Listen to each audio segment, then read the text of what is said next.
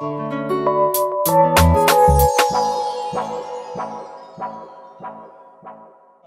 to Freedom House, Italy is scoring 74th place in the world in terms of freedom of information. This is an appalling result for what should be a proper democratic Western countries. We are indeed at the worst place in terms of freedom of information in the European Union.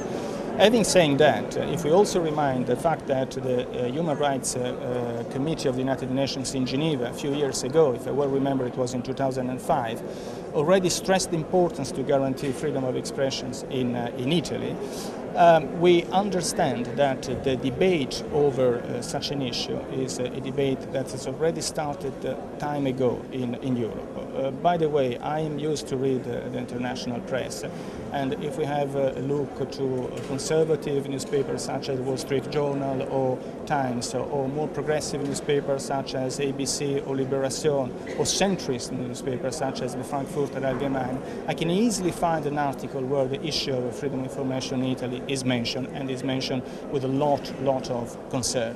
So the debate was already there, is already there. The civic society and the European press and the European media are discussing about that. I think that it's important that also the European institutions take over this debate and bring this debate in a proper democratic forum such as the European Parliament.